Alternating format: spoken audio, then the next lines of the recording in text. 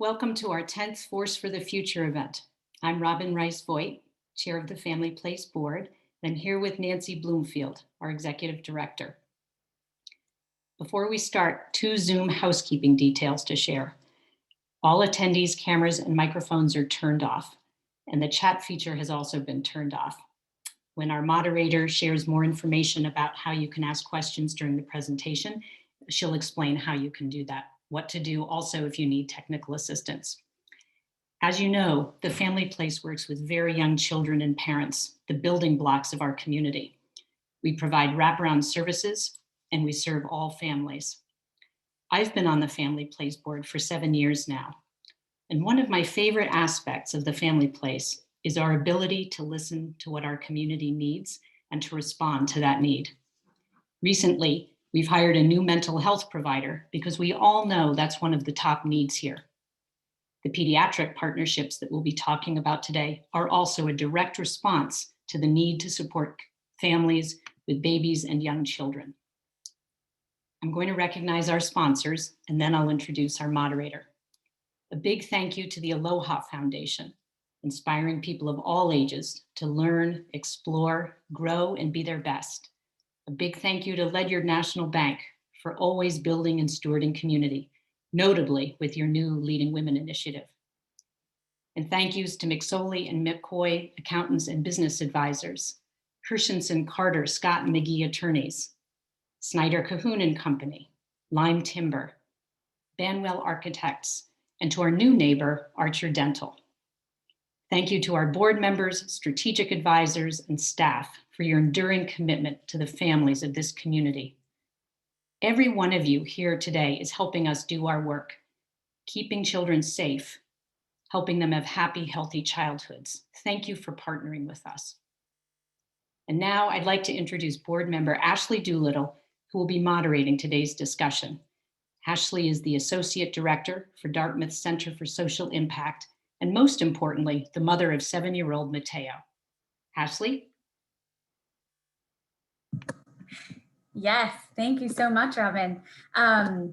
As you mentioned, I'll be moderating the panel, and part of that role today includes ensuring our panelist guests, as well as all of you viewers, feel really well taken care of over the next hour together. So I'm going to review just a few housekeeping items to let that go as smoothly as possible. As Robin mentioned, everyone is muted without video.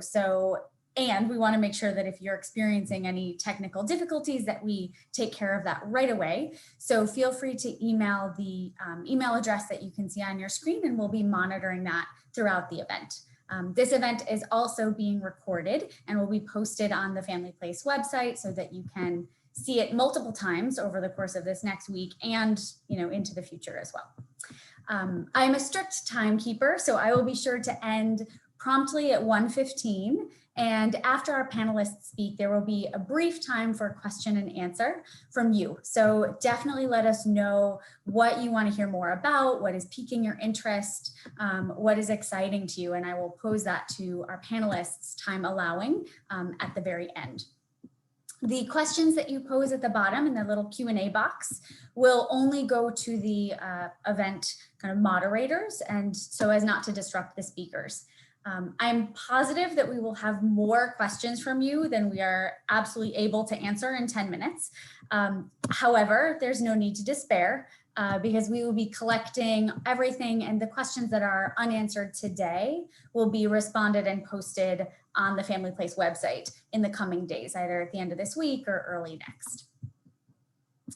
So finally, each panelist will introduce himself, herself in their remarks. And I know many of you are attending today precisely due to the star-studded cast we have. So I will stop talking and let them shine in their own right, beginning with Dr. Steve Chapman, who's going to kick off this conversation by sharing about the immense value that these partnerships and collaborations have on children and in our community through the lens of pediatrics. Thank you. Great, thank you, Ashley. And so yes, I'm Steve Chapman, and what Ashley didn't say is that I have the best job in the world. I'm a general pediatrician, and I get to take care of kids really from birth all the way up through their early 20s. And I work at Chad, and I grew up in the Upper Valley. So this is, in many ways, this is my community. I direct the Boyle Community Pediatrics Program, which has as its mission patient and family-centered care and putting kids and families at the center of all we do, which is really what we're all about and what the Family Place is all about as well. I want to give just a little bit of framing for this. Over this past year, COVID and equity discussions have reframed everything for us. And it's made us think about how can we be a stronger community? And even more specifically, how can we build stronger connections as we emerge from a year plus of social distancing? There are also national and local forces that have really brought us together. Over the last 5 or 6 years, pediatricians, the American Academy of Pediatrics has really begun to recommend and expect that pediatric practices do routine developmental screenings, routinely screen for social determinants of health. Things that maybe we didn't pay quite enough attention to in the past really is starting to become first and foremost one of the most important things that we deal with. There are also national models for clinic community collaboration that are starting to emerge. The Dulce model, which we'll hear a little bit more about later on, is one of those models. And then there is some really significant community support. Specifically, I'm thinking the Couch Family Foundation has supported much of our work, really focused on how can we better support early childhood development, 0 through 3, and how can clinics, pediatric practices, and parent-child centers, family resource centers work more closely together. But I think the most important force that's brought us together are our patients and the families that we work with. All of us who interact with families, me in the clinic, Anya, Sue at the Family Place, see that families are struggling with what we call social determinants of health. That's a term that maybe I should spend a little bit of time on. I like to think of them not so much as social determinants of health, but social drivers of health. I don't like to think of something being determined. I think that we have the power to change things if we put our minds to it. So the World Health Organization defines social determinants of health as conditions in which people are born, grow, work, live, and age, and the wide set of forces and systems shaping the conditions of daily life. So we know these things are important to not just day-to-day living, but they have specific impacts on health and specifically the development and growth of kids. For our families here, that means a number of things, specifically food insecurity. Over this last year, we've seen a near tripling of the number of families who are experiencing food insecurity, just not having enough healthy food or any food at home to have regularly. Housing. Some people say housing is health. If you've got a safe place to live, a lot can come from that. If you don't have a safe place or a certain place to live, then as a kid, you may be shifting school districts. You may not have reliable neighbors to count on. Housing is really important. Transportation, particularly in a rural area, is crucially important. If you don't have a car, if you don't have a way to get around, even if we've got amazing resources, that's going to be a hard thing for you. Safe environment, education, developmental supports, being free from domestic violence, parental substance abuse or misuse, maternal or paternal depression, and of course, poverty. These are all important drivers of health. So me as a pediatrician, and really anyone who works in a medical setting, we see kids a lot. In the first year of life, there are 10 visits just for well childcare. And I'm probably going to see you more often than that for things that come up, sleeping problems or a cold or a fever. So we see kids a lot in medical clinics. And it gives us this opportunity to say, look, if we're screening, if we're paying attention, if we are connecting with families in clinic, maybe we can form a partnership that's more impactful than what we can accomplish in the exam room. There's only so much I can do in a medical clinic. That's only so much I can do with a stethoscope. So what things looked like before, well, let me tell you a story of a family that we saw recently, and sort of maybe that can help illustrate what things looked like before and how things are starting to evolve and what we're trying to build. So let me tell you about a family that we saw not too long ago. Family lives in Hartford with a mom. Let's call her Sarah. And she's got 3 kids. They're adorable. 9 months old, 4 years old, and 6 years old. Sarah lost her job last spring when COVID, when everything was shut down, when we were all scaling back and being socially distanced and safe because of COVID. And she started, and the father of the kids is not involved. So Sarah's a single mom. And she started to experiencing some housing insecurity. She wasn't sure how she was going to pay the rent. Getting food on the table became hard and a struggle for her. And she felt that she was having to make some really hard, impossible choices. She did have a car, but she was really struggling to parent. Her 6-year-old was doing remote first grade, and she was trying to help manage that. And she had a 9-month-old at the same time. And so we saw her in clinic and we gave good medical care, but we knew we weren't meeting her needs. Before, we honestly, it was very frustrating. We knew the family place was there. We have resources in medical clinics, and that's true of really all pediatric practices throughout the Upper Valley, but we didn't have a system. And that's, I think, what we are trying to build. So what's starting to happen now with our screening is that we do routine screening for both developmental and social determinants of health. It's not targeted. I don't just ask you because I think there's an issue. We do that for everybody because that's what we do. And then we have a conversation, and the conversation is centered around the experience of families. We try to ask, how are you doing? What is this like for you? We try to ask, how can I help? We try to build a relationship because relationships and trust are central to any productive engagement. We try to document in the record now the issues that our families are facing and the struggles that we might be able to help with so that we can follow up, and we think of this as part of our mission in the medical world. And then we try to ask families, what would you like? How can I help you? Because really they should be in charge, and families are in charge of their own health and health care and well-being. And so while we encourage all sorts of things, we really ask, what would you like and how can I be a part of that?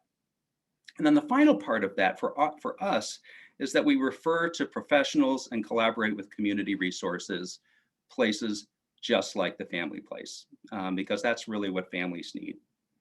And what we're learning as we go through this is that there is great value in working together. Relationships are important. Trust and continuity is key, and that we need to be family focused. We need to involve families in designing our systems, and we need to involve families in thinking about what's working and what hasn't existed yet that we need to build. We're learning that there are different models, and we're exploring different models. The first one that we're just starting with, that is the easiest to start with, is the standard referral model, which is where when we screen someone, we identify someone, we say, okay, let me share your information, with your permission, with a family resource center, with a family place. Another model is a reach out, what I like to call a reach out kind of model, where we have someone within our clinic who really is identified as the point person. A social worker in our clinic, we're lucky to have one, or a community health worker in another clinic, might be that liaison who makes a relationship with families in our clinic and then connects out and is the point contact for the family place. Another model is what I call the reach in model, which is where someone from the family place or someone from a community resource comes and spends time in the medical setting and forms that relationship and that connection in the clinic. So it's not hypothetical. I don't need to describe this person that you might meet someday. There's a person right in here in our clinic from the community, and that person can follow and stay connected as the family goes home and as services begin to be delivered. We've also thought about, and there are models around co-location, which gets me very excited, because if we can design care around the experience and make people run around a little bit less, that to me is a wonderful way to go. There are challenges. There are big challenges. If this were really easy, we probably would have done it first, off when we first started to think about it, but we need to think about it from a family's perspective. And so some of those main challenges are relationships, trust, and continuity. We can't have too many people interacting with families, because trust and understanding and relationships are so key to any kind of successfully delivered services. Time and logistics are another challenge. Families, we can't ask families, and we do this way too often, go to 17 different appointments in a week to get basic needs for their children, going to WIC, going to the doctor, going to a postpartum visit, going to the family place. So figuring out logistics that are simple from a family's perspective is a challenge, but that also needs to be part of our solution. Privacy and confidentiality. For many of our families, and certainly within a medical perspective, we need to respect confidentiality, and we need to protect privacy. And so how do we do that when we're working with multiple organizations? And finally, a challenge that we're working through, but it's really exciting to work through, is the different cultures. We're in a medical culture here where we think of things in terms of diagnoses and prescriptions and all sorts of things medical. And there's a different culture, which is a social and a service culture. Child centers, child development cultures. And so we learn from each other because we have different perspectives, and we see different things that our home culture might not allow us to see quite as clearly. So there's a lot at stake here. There's a lot at stake here. This social determinants or social drivers of health, if we're able to identify them and work together, we will be helping families tackle what is in their minds one of the most important problems and challenges that they're facing. If we did what they asked, we would be addressing these issues for them. We know that social drivers of health, see, I'm just going to call it that, is one of the most important health determinants for kids growing, and that if we invest wisely in healthy children early on, we all benefit from that. It is an enormous opportunity for us, and we can't shy away from it. I think of the economist, the Nobel Prize winning economist, James Heckman, who showed that a dollar invested in children early on in their life has a payout or return on investment of anywhere between $4 and $16, depending on how that money is invested, in terms of child well-being, school readiness, decreased special education needs, improved health, employment, decreased demands on the judicial system, and way down the road, less incarceration, better jobs when these kids are adults. And these kids will be better parents when they're adults. And so it's a two-generation issue that we're facing. So there's a lot at stake.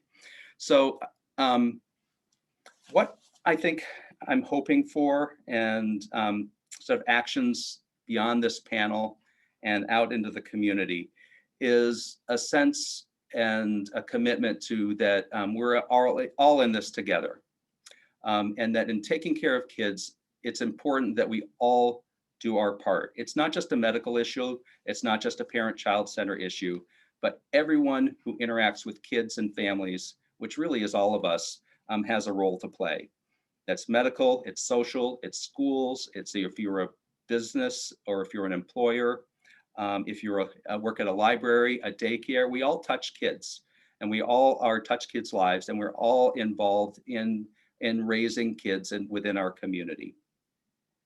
My hope is that we're able to develop a system of support, medical and parent-child center, where there really is no wrong door, that families can access services and get the help that they need, not because they were lucky, not because they happened to stumble upon the right way to access resources, not just because they live next door to the family place, but because we're all paying attention and because we're all thinking about how do we support kids and families.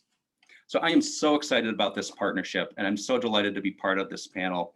And I could talk a long time, but I think I'll stop right here, and Ashley, and let you transition.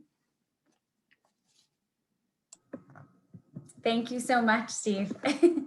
I think we could easily listen to you for hours as well. So I love it. You set me up so well for our next two panelists in talking about relationship, trust, continuity, and also, you know, what it looks like and sounds like to invest in children and families. And so our next two panelists, I'd like to turn the conversation over to Anya Gendel and Sue Olmsted, two extraordinary professionals at the Family Place who are living and breathing this work. And they're going to share with all of you the way that their unique programs and partnerships are changing lives by connecting families to really vital resources and supports in different ways across a continuum of care. And Anya, I believe you are going to kick us off, please. Thanks, Ashley. Hi, everyone. I'm Anya Gendel. I work at the Family Place as a family support home visitor. And I am also really thankful to be here and thankful to be a part of this partnership, working with Steve Chapman and a lot of other great staff at Dartmouth. It's been a really great learning experience. So I'm hoping to share a little piece of that world with you guys today. So as I said, I do work at the Family Place as a family support home visitor. And then I also work in partnership with Dartmouth Hitchcock Medical Center, providing education and outreach to their staff and their patients about our programs. So as a home visitor, I work with pregnant and postpartum women and their families, and we work with kids age 0 through 6. And my role as a home visitor is to support families in whatever goals they have to be healthy and thriving. So this can mean a lot of different things for different types of families. Some families need help with things like first-time parenting. So maybe understanding their newborn's behavior, or how to create routines and schedules, or just understanding basic nutrition or developmental milestones. Other families may need help, like Steve was talking about, with accessing basic needs. So things like access to food, housing, healthcare, all of those things we can help connect families to and support them in getting those things. And in my role in the clinical setting, I provide outreach to the pediatric and OBGYN waiting rooms. So pre-COVID, I was actually at the clinic in their waiting rooms with a table set up for patients and providers to walk by and really learn information about our agency and specifically about family support home visiting and what we could offer. And this was a great way to bridge the gap between our agency and the patients that people were seeing at the hospital. And after COVID hit, we were no longer able to provide that in-person support. But we have found other alternatives in the virtual world to reach out to patients and to the providers there. And so that work is still being done even in a virtual world right now. And in addition to doing education and outreach to the providers, specifically, we've targeted certain groups of patients within the hospital setting. So an example of those groups are the Moms in Recovery group. I will attend there and do, for example, a nutritional activity and let them know about our services. I will attend the ICN parenting group, which is the intensive care nursery, and provide some information there and offer support. And the newest one that I've attended is the 4th trimester group within Dartmouth out of the Women's Health Resource Center, where I've been hopping on Zoom and providing education and outreach to families who just had a newborn. So it's really that 0 to 3 month mark for a newborn and their parents. So we are starting a in-person walking group this week, which I'm really excited about, to get out there and see some parents in person. But it's been really great to target these specific populations within the hospital. So that's part of the work that I do as well. And when I was asked to speak on this panel, we were I was trying to think of different ways to share all of this work, and there's so many different stories, but I think the best way for you all to understand what it is we're doing is to share a family story similar to Dr. Chapman. In fact, he's the one who referred this family I'm going to be talking about. So I think it was my first week on the job, but probably in my job interview, I actually was given a referral or told about a referral from Dartmouth-Hitchcock from Dr. Chapman. And this was a first-time mom with a newborn. Mom was in recovery for substance misuse disorder. She was raising her baby without the father, and she was staying in the living room of her mother's apartment. It was incredibly hard to reach this mom. I tried calling her, I tried texting her, emailing, you name it. I could not get a hold of this mom, but I knew she was interested in services. She had told her pediatrician she'd like a referral. So finally, I was able to join the visiting nurse that she had, which was a nurse that was coordinated through the hospital. I was able to call this nurse and ask if the mom gave me permission if I could join a co-visit. And I was able to get my foot in the door by joining this nurse on a visit and get into the mom's home and introduce myself and explain a little bit about the services I could provide. And boy, am I glad I did, because I am still working with this mom 2 years later. We meet once a week for about an hour a week, and she has just done a phenomenal job in achieving a lot of her goals.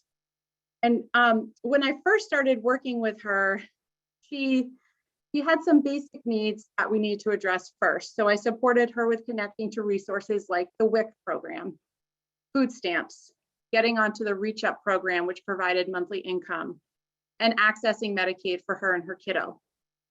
She wanted help understanding some infant feeding and nutrition. She needed help with some daily schedules and routines and connecting to support groups in the area. So she attended things like our local play group, and she also wanted to do things that fostered some healthy mother-baby relationships. So we got her passes to the Montshire Museum that she didn't have to pay for example. And over time, this mom ended up staying in the program that I work in, Family Support Home Visiting, but she ended up enrolling in several of our programs at the family place and was truly receiving wraparound support from our agency. Looking back on this referral and how I connected to this family, you can really see the value in this partnership with Dartmouth-Hitchcock. If it weren't for her medical provider that you see today, she may not have felt as comfortable reaching out for support. And I think she probably heard, from what I've heard from her, she's heard from her pediatrician time and time again about this resource. So it really took several conversations about us before she was open to receiving a referral. And not only was it helpful to have the pediatrician talk to her about it, but the visiting nurse that assisted me in the initial meeting was also coordinated by the hospital.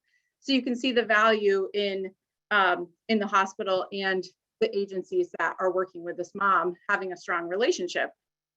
And so overall, I would just say that the relationship I have with the providers at Dartmouth have grown exponentially over time, which helps them to remember who I am, who the agency is, and what we can provide to their patients. I now get phone calls and emails from providers that I've gotten to know after time of being in the clinic setting and working with them. And they ask me things like, should I refer the family, or is this a good situation to refer them? Which program should they be connected to?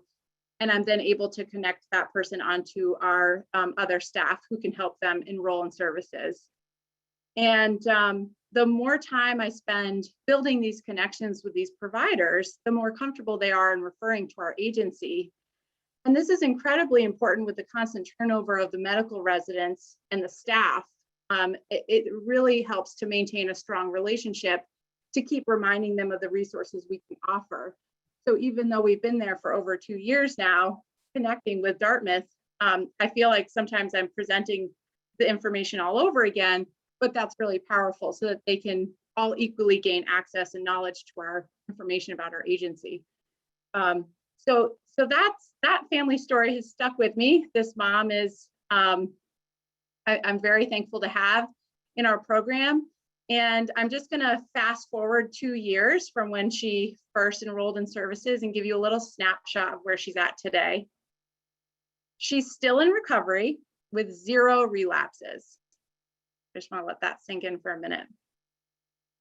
She's completed 4 college courses. Sorry, I get a little emotional talking about this mom. She's been such a success. So I'll try not to get too emotional, but she's enrolled in our Families Learning Together program.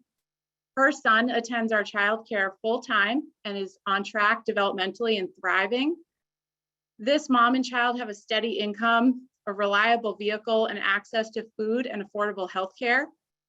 This mom is working towards finding a job and has already found a preschool for her son to join when he ages out of our family place childcare, which ends at age 3. And most importantly, as Steve was alluding to, she maintains safe housing for herself and her child, which is huge. And I wanted to add too that this mom not only is receiving all these services and supports, but she's recently started working with us, partnering in some of these presentations where she attends meetings for the staff at Dartmouth Hitchcock, and she shares what it's like to be on the receiving end of family support home visiting. And I think Dr. Chapman has been at some of these, and it's just overwhelmingly powerful to hear from this mom and all the successes and challenges that she's had over the last 2 years. And it's been really wonderful for us to bring her along with us in this partnership. So it's really awesome to have a parent perspective in this partnership. And she's doing lots more work with us. So it's really great. And she's gaining a lot of skills through presenting to the public, which is great. And lastly, I just wanted to share with you guys that, one of the questions I was asked was, why do I see this as an exciting opportunity? And I find this very exciting because it illustrates how successful we can be when other community supports are aware of our services. Look at the impact we had on this mom, and she's one of many, many, many moms and families, not just moms, but we work with dads and grandparents and foster parents. And it has a huge impact on their lives and their children's lives. And it makes me think beyond this clinical partnership and how great it would be if we could have just as strong of a relationship with places that children are going every day, like schools, childcares, the economic services division who works with families and children, even local businesses. It would be my goal for everybody in the community to know what the family place is and what supports and resources we have to offer, so we can start to break down the stigma often associated with our programs. So my hope is that you walk into King Arthur Flower one day and they feel confident to tell someone about the family place and what we offer. And just like if you were to walk into your pediatric office, for example. And I can also overtalk, so I will stop there and let our other panelists speak. But thank you for inviting me. It was a pleasure to be here. Thank you, Anya. Good afternoon, everyone. Thank you for being here. I'm Sue Olmstead. I'm the Dulce Family Specialist through the Family Place, but I work every day at Ottauquechee Health Center. Dulce stands for Developmental Understanding and Legal Collaboration for Everyone. Dulce is a universal program supporting all families that have babies birthed to 6 months old. As part of the care team here at Ottauquechee Health Center, I partner with the pediatricians, providing an extra layer of support. I attend all the well child checks with the pediatrician. I attend the newborn visit, the 1 month, the 2 month, the 4 month, and the 6 month visit. Dulce works to build relationship and strengthen families. As a Dulce Family Specialist, I offer families of newborns information on healthy development, provide parenting support, and connections to community resources. During the time of the Dulce program that the families are enrolled, families are screened to make sure they have what they need. The best to have what they need to take care of their babies the best that they can.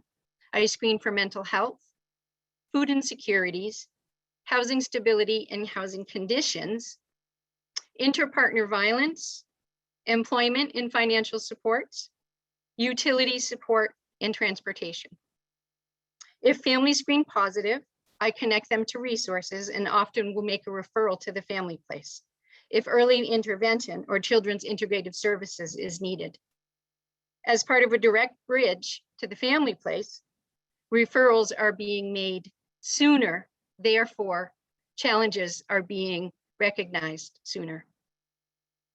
As part of the program, I follow up with families via phone call, email, and there is a family home visiting component of the Dulce program as well. Once families graduate from the Dulce program at 6 months and no extra support moving forward is needed, there is a warm handoff to the pediatrician.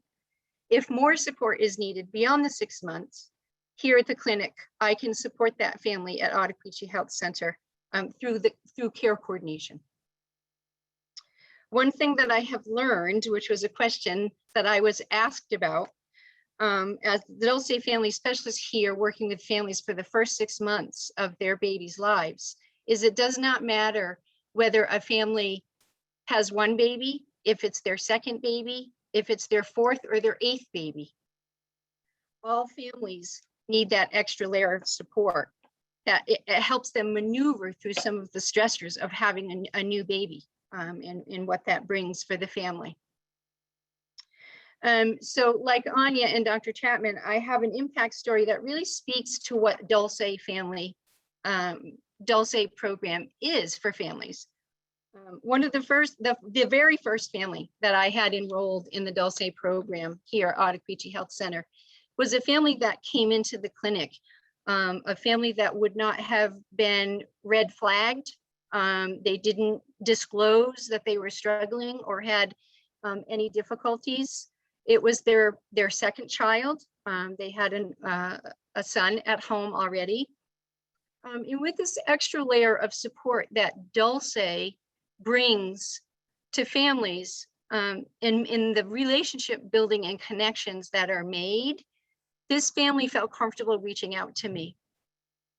So mom picked up the phone and called me here at Ottauquechee Health Center. She let me know that they were really struggling financially. They were paying most of their bills, car payment, their rent, and their food on credit cards. So because of the relationship that we had, I did a few home visiting at that point. Pre-COVID, I was able to go into the home and do a few visits with this family. And we were able really to get to the bottom of some of these difficulties in what was happening. Mom had a second baby. She stopped working. Dad was working lots of hours, so he wasn't home to support mom, to support the kids. But it was really the financial piece for them that was really making life difficult and looking towards the future and accruing all of this credit card debt. We needed to get them some help so that wouldn't continue to happen. I made a referral to the specialized childcare team, which is the subsidy team at the family place, to get them some childcare subsidy. This family was paying $260 a week for childcare. And because of the support that the subsidy team at the family place was able to give this family and get them connected to, they went from paying the $260 to $65 a week. So that's a really big impact for a family that was paying for most of their bills and food on credit cards. Because of that connection, the family was able to then use that additional extra money to put back into their budget. So I think that this story really speaks to the nature of the relationship building, the strengthening families, the extra layer of support in a pediatric clinic where I am in the appointments with the pediatrician in partnership and collaboration with the medical provider in determining some of these difficulties that families are going. And the impact of that also is that why this program is universal. This family would not have been red flagged otherwise. We would not have necessarily known that this family was struggling. And because of that relationship and the connection I had, this family felt comfortable reaching out to me. So I think it's why Dulce is important, why it's universal, why it is offered to all families that have babies birth to 6 months old, why the collaboration of Dulce and the medical facility is so crucial in supporting families overall. Thank you so much. Thank you for having me here. It was a pleasure. Thank you both. I got my good first cry on of the day. It's terrific. My eyes are all cleaned out.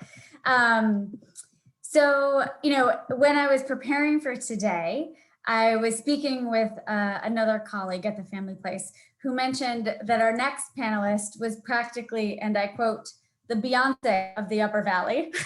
And I have to agree.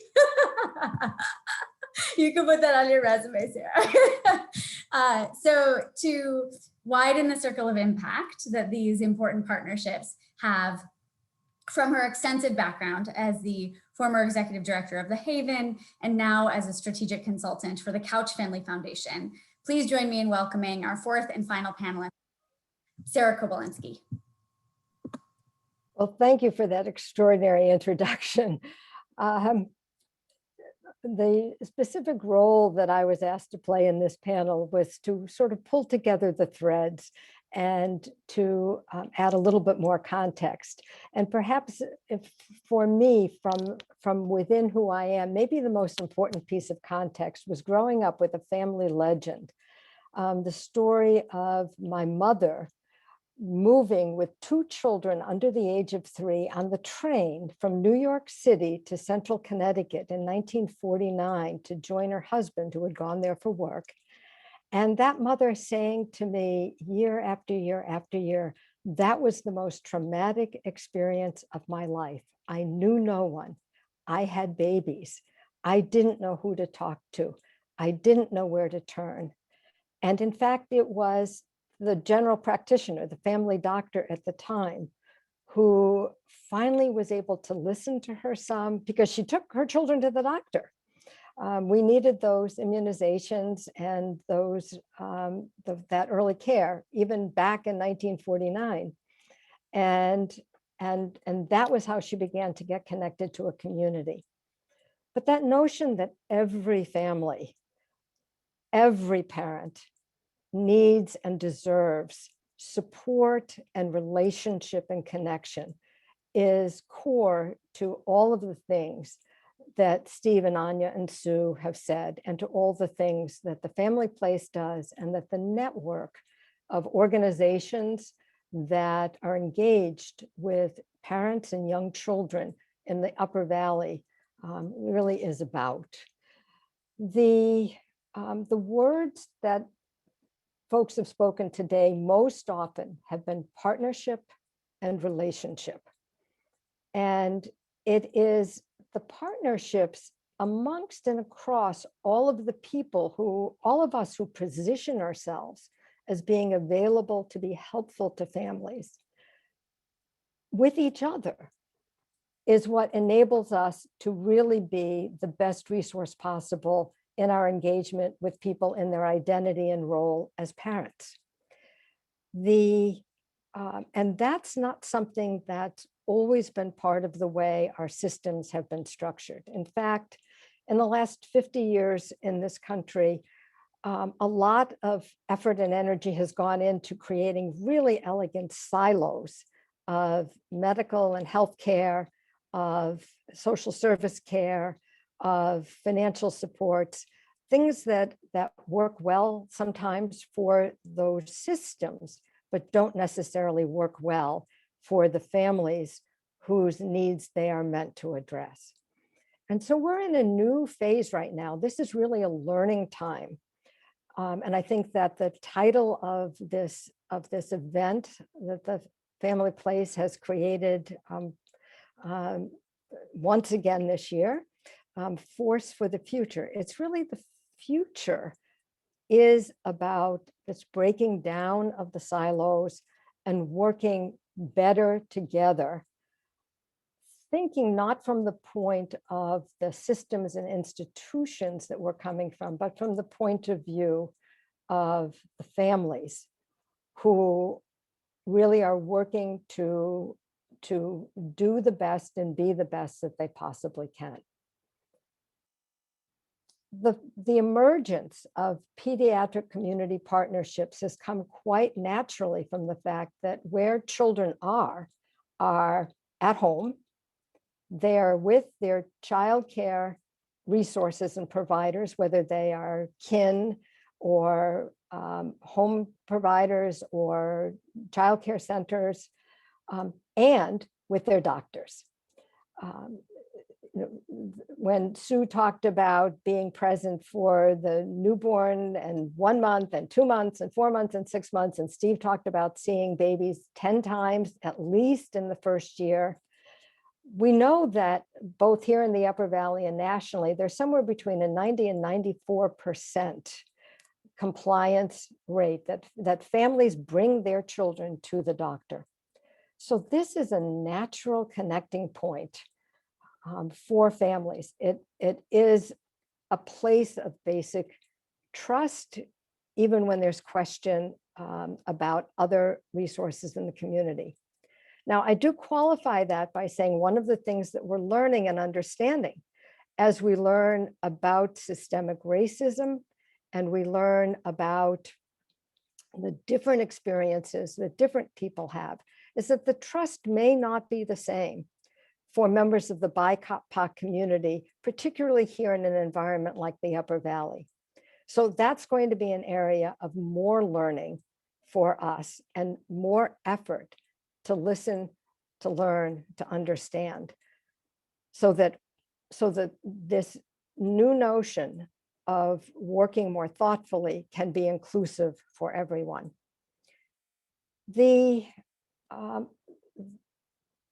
couple of other contextual things I would offer is that we really have spent 150 years learning to identify what's not okay in parenting and in family dynamics and relationships. And we've used a lot of, and we've done a lot of education about that. It was finally in 1974 that there was a national legislation, there was a national act about child abuse and neglect. And if you think about it, those are defining the negative, defining what we don't want to have happen. And more recently, within the last 5 years, there's been a lot of conversation about ACEs, adverse childhood experiences, and the significance for lifelong processing and that comes from early childhood trauma. At the same time that we were saying, as we were helping people to understand why some children function in the way that they do, that these were not incurable or irreparable. And the antidote, the answer to that is positive childhood experiences. So much so that a group that has done a lot of educating and information, the ACEs Connection, has recently renamed itself PACES, positive and adverse childhood experiences. What the family place is offering at its heart are those positive childhood experiences, the opportunities for parents to know how to create a world that will allow their children to thrive, that will be remedial at the deepest end when that's necessary, and will be preventive at the front end. When I bring my tiny grandson to the play group at the family place, that was before COVID, and we've done some of it online too. That has a lot to do with puppets on the screen work really well. That's preventive. That's giving him an opportunity for a positive experience and helping me as a child care providing grandparent to learn from parents and other child care kin providers and others under in the wonderful nurturing environment of the family place. I would add one final thing to this is that what's best for and with children and families is not fast. It's not easy. If we want to be creating a different kind of community climate and culture, we do have to position ourselves in a learning mode. And that learning mode includes pediatricians, it includes the community workers at the family place, and all of their sister organizations, the other parent-child centers and family resource centers around the Upper Valley, who make up a wonderful partnership and network and web. And together we will be engaged in learning in order to do this better. The learning also includes the funders. It was mentioned that I have the opportunity to work together with the Couch family to be able to understand what matters in the community and what people are able to do. And I'm grateful for that opportunity to be looking in so many ways. So it's the combination of all of the people who provide, all of the people who are living the experience, the people who support it and fund it, and that ranges from the special resources of family foundations to the individuals, every single individual who assists with keeping these programs alive and going. So all of this work is held by the container of the community and really the wish to be as healthy and welcoming and supportive a place as we can possibly be here. And so at this point, Ashley, I'll turn it back to you and hope that we can perhaps answer some questions that people might have. Perfect. Thank you so much, Sarah. We have now finally arrived at the long-awaited Q&A portion. And there have been some really good questions that have kind of come through the channels over the past hour. So thank you for engaging so deeply. As a reminder, we will only have a limited time to answer them. So make sure that you check later this week and early next on the website if there's any questions that you might have asked that we weren't able to get to just right now. I think the first one that I saw that seems to dovetail with what you were just saying, Sarah, is capitalizing on this points of natural connection points and also positive childhood experiences. And one that I know about and talk about often in my own circle of work, one of those kind of offsetting positive childhood experiences is having at least one adult positive presence that's not a parent, right? And so all of the speakers who, all of you can and do serve in that role. And one of the questions that came through was, about trust building, specifically trust building across different experiences, might be BIPOC, might be socioeconomics, might be other pieces. And so I'm curious if we can just kind of go through the same order that you all spoke so beautifully in, starting with you, Dr. Chapman, to just hear from your perspective, what are some ways that you think of building trust in the communities when different experiences are prevalent, but also what make our community so diverse and interesting and appreciated? Yeah, it's a great question, and it all comes down to listening. It all comes down to listening and paying attention. And we've talked about social drivers of health and ACEs, but it's so important that we see the strengths and goals and dreams. That's what defines each of us. It's not our deficits. It's those things that make us human.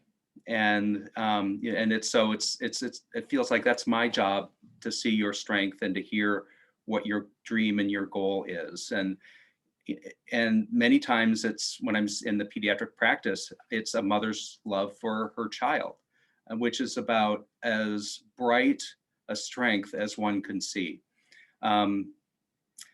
So, that's the short answer, is listening. We have a lot of work to do with the BIPOC community.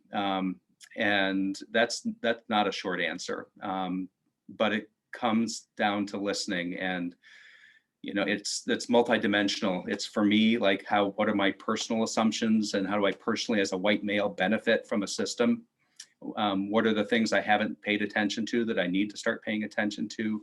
What does our clinic need to do differently? What does our institution need to do differently?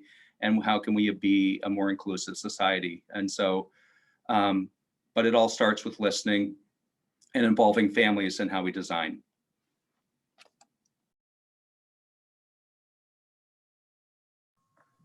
Anya and Sue, do you have anything? Yeah, go for it. Sure. I would echo what everybody else has said in terms of having, as we all say to our kids, good listening ears on. And I have a 3-year-old at home, so that's a popular phrase right now. But it's really true. It's true for adults too. And I have to be completely transparent. I just learned about the phrase BIPOC in a training at the Family Place, in a race and equity training just a matter of weeks ago. And there's so much room for learning right now. And there's so much room for education. And as staff, being open to that, I think is a crucial step to moving forward with this mistrust that we're talking about amongst that community, amongst the BIPOC community, but also, sort of communities that I see within our community that may, I don't want to say be left out, but communities that we don't always work with. I know, like, the subject of fathers in our programs has come up, and that we may not be addressing their needs as much. We often come across moms, and we focus so much on them, and we forget who else is providing care. And I just think that's an opportunity for us to keep learning and keep coming into our work with learning hats and being as non-judgmental as possible. And that's what I love so much about this job, is that we are there to provide support to parents on whatever goals they have. So it really is driven by the family. We have no agenda when we're working with you or we're working with a family. It's a voluntary program. And so we're there to support a family. So if they have a goal of maybe even help educate other community members about their position and what they feel like is important to enhance our community and our children's lives, I think everyone at the Family Place would be really open to that. And that's just speaking for myself, but I'm sure many staff members would feel the same way. But I've been really, I feel lucky to be a part of our agency because we're always learning and we have opportunities to learn more. And I think that's just it's gonna have to keep happening, and it'll never end. I think there's always opportunities to learn.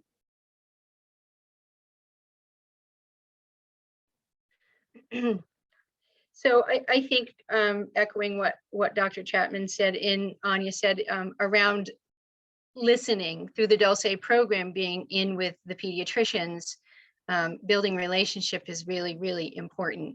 I'm that next level down. I'm not that medical provider. I'm allowing some of those relationships to kind of naturally happen a little bit easier maybe than a medical provider, and which is why the Dulce program is in the sense that I think I have more time to connect with the families. Making those connections with families is one of my biggest strengths. And I think it is in a trust. And sometimes it's the simplicity of working with the family that allows those relationships to be built, then therefore being able to support them in all areas of their lives, whatever challenges, struggles, goals that they may have moving forward. I think I would just build a little bit on what everybody else has said in terms of saying what listening is a shorthand word, I think, for a condition where you check your assumptions at the door, you tap into what you've tried to learn about your own unconscious biases about things,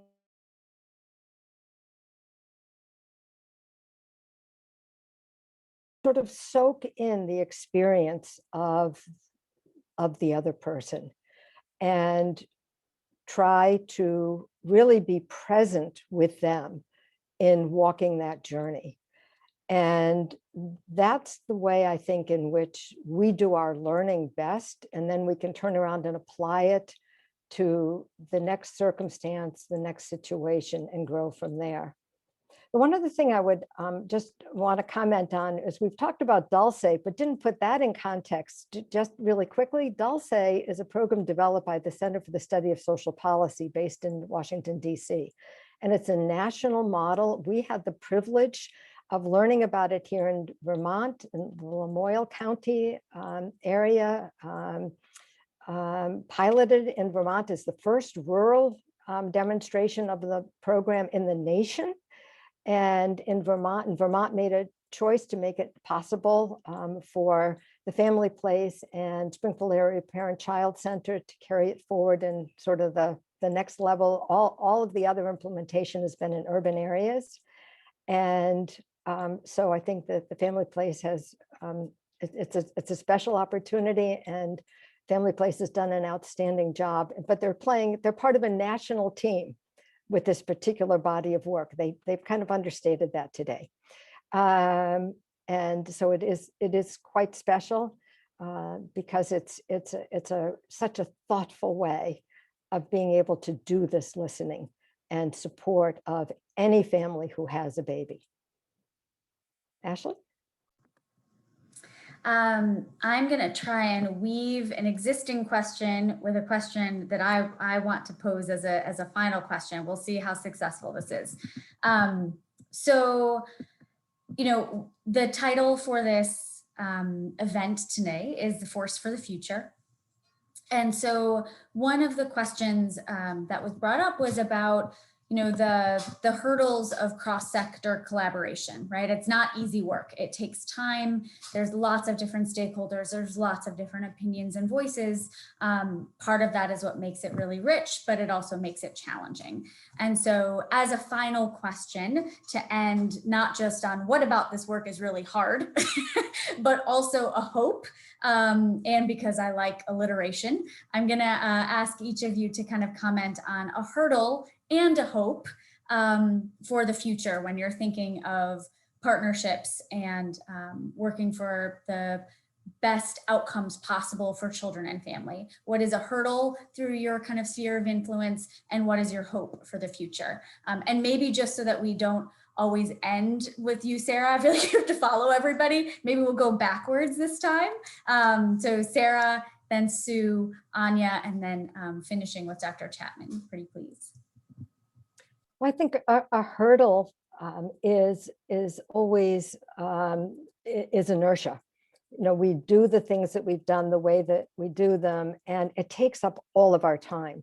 And so to make change means creating new spaces and new time for people to think together, to work together. And that's really an act of hope. It's a leap of faith. It's an act of trust to be able to do that.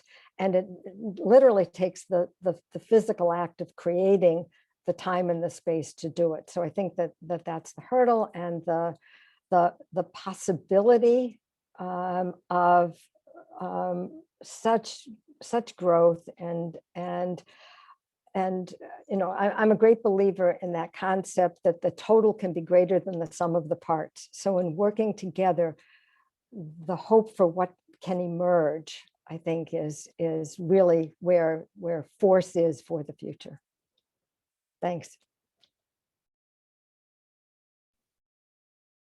So I feel that some of the hurdles are working through some of these logistic pieces, right? That's been a hurdle for me being part of the national team. As Sarah said, there's so many moving parts to kind of make this Dulce program work. But we're getting there step by step, day by day, experience by experience. We kind of learn as we go, and we're able to maneuver some of these pieces better. My hope is that Dulce expands in Vermont to as many pediatric clinics as we can get. Thank you. So very similarly to Sue, I have some, my hopes were similar. I'll start, I guess, with the some of the challenges, just specifically with working with Dartmouth Hitchcock. They're a huge, huge, huge hospital that are taking on a lot of patients, especially as smaller hospitals have had to close, for example, with the birthing, the birthing pavilion around different locations. So one of the challenges just for me specifically as a staff person at the family place is helping families from all over the state and our neighbors, New Hampshire, help navigate resources. And I think that's a blessing and a curse in that I don't always have the answer when I see them, or I don't always know the resources right off the top of my head. But in other ways, it's really nice to let families know that there are resources all over New Hampshire and Vermont. And I can say as a community member, I mean, I grew up here in the Upper Valley, and I never heard of a parent-child center or a family resource center until I got this job. And I have a 3-year-old and a child on the way. So I think that's just speaking to how much education is needed about these resources. And I'm very thankful for the hospital being sort of that platform to educate people about our services. Sorry, I'm stating a lot of challenges and a lot of successes or kind of hopes. But my last hope, just to piggyback on what Sue said, is to take this and kind of grow upon the Dartmouth partnership and embed in a lot of the other smaller practices around our state. And so that we can target some of the populations, especially these rural pockets of Vermont that we just don't get to see as often, so that it's a regular thing for a family support home visitor to be at a hospital setting. And like Steve Chapman said in the beginning, we're live, we're right there. You can actually see someone and talk to someone and sort of take that burden off the clinical staff so that they can meet the medical needs of the family and then have the other needs met with someone here and now, so that the family leaves their medical appointment feeling like their needs have been met, or at least talked about, and then there's a plan moving forward. So I hope this spreads all over the state and into New Hampshire as well.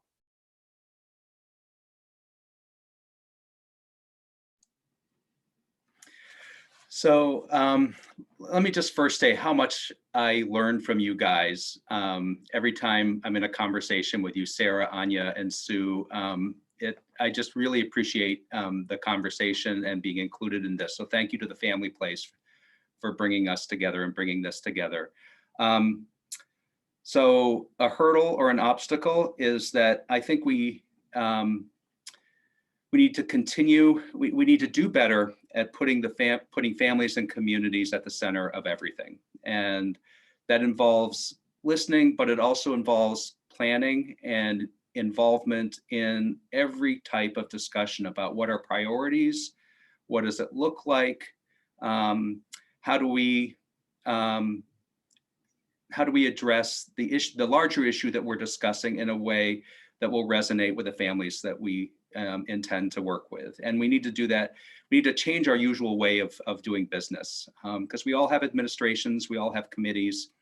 And I think we're starting to do a better job in this work, and we're involving families, but we really need to understand how far we need to go and to keep putting families at the center of planning and priorities, and how are we doing, and what should we stop doing, and what should we start doing, all of that.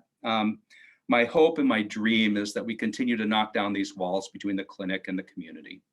That we are going to be siloed to some extent. I'm always going to be a pediatrician, but from a patient and family and a community's perspective, it should flow. It should connect. There should be no wrong doors if you need help. And we need to, my hope is that we've got many, many ways that families can access the support that they and their kids deserve.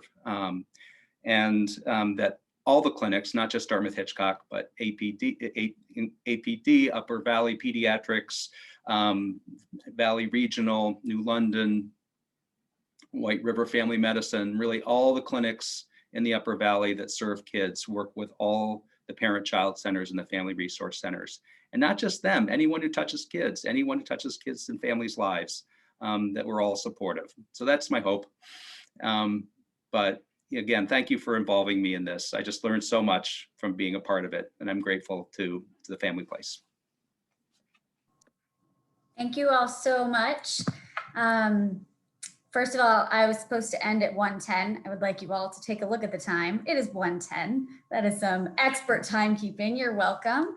And so to also share, I think, a little bit of hope from the perspective of the Family Place. I'm so honored to introduce you and kind of hear from Nancy Bloomfield, the Executive Director of the Family Place. So thank you all for joining us panelists. And I'm excited to hear what Nancy has to say. Thank you. Thank you so much, Ashley. It's I love the question that you wrapped up with. Such a great and inspiring note to end on, and impressive timekeeping. Steve, Anya, Sue, Sarah, thank you all so much for sharing your experiences and your insights today. Also, I think, as you all know, I feel so honored to partner with all of you and feel inspired every time we have a conversation about this work and how we want it to continue to evolve. So thank you so much for everything you brought to this conversation and for to all of our ongoing work. I'd also like to acknowledge some of the other partners you heard about today whose collaborative vision and work is also reflected here. The Family Place staff, our clinic and community health partners, all of them, our local family resource centers and statewide parent-child center partners, our state and private funders. And I loved how Sarah really illustrated, without these funders and their understanding that this work and these partnerships take time, and the relationships that allow them to be successful take time, we couldn't be successful. So we're very grateful to them and very grateful to all of our community partners, as well as the families that welcome us into their lives at that very precious time when their children are so young. So thank you all. Also really want to thank you, Ashley, for moderating a great discussion and for your ongoing service on our board. And I'm also very grateful to you, Robin, our deeply committed board chair, for your welcoming remarks and kicking us off today. I also would like to thank and recognize staff and the volunteer committee who worked so hard to make this event happen and have kept things running smoothly behind the scenes. And I really also want to thank each of you, no matter how much time you have spent in Zoom land over the past year. You decided to spend your lunch hour with us today. And while I can't see your faces, I do feel connected with you, and I know that we have a shared commitment to ensuring that all young children have the best possible start in life that our community can offer, and this is a community we can be proud of. As supporters of the Family Place, I hope you feel proud of all the work that you heard more about today and your role in making it possible, and I hope you feel inspired to help us work through some of the challenges that we've talked about today as well. I look forward to staying connected with you in the weeks and months ahead. We're going to be following up, as you've heard, with answers to your questions, as well as the video recording. We would love to know what you learned today and what interested you and what questions you may have that you may not have asked already. If the conversation today inspired you, here are some ways that you can help further this work. First, share your ideas with us about cross-sector partnerships and collaborations that we're missing. What have we not thought of? What do you believe could make a difference for young children and families from your vantage point? Tell us what matters to you. Help us understand what matters to the young families in your life if you are not a parent of a young child yourself. Second, please advocate with your legislators. This is an incredible time right now with federal pandemic recovery coming to states. There is tremendous opportunity right now to make meaningful investments that address poverty, promote equity and health, and expand opportunity for young children and their families. please reach out and let your legislators know that these investments are important to you. And finally, I hope that some of you may consider joining our dynamic and forward-thinking board of directors. These volunteers and community leaders work with me to set strategic direction and ensure that the family place has the capacity to evolve in response to emerging needs. I look forward to talking with anyone interested in helping us support strong families and healthy starts for young children, and to have courage to learn how we can do our work better. So once again, thank you for being with us today. Really looking forward to the time when we will see each other in person soon. I hope you have a wonderful afternoon in the meantime. This ends today, and thank you so much for being with us.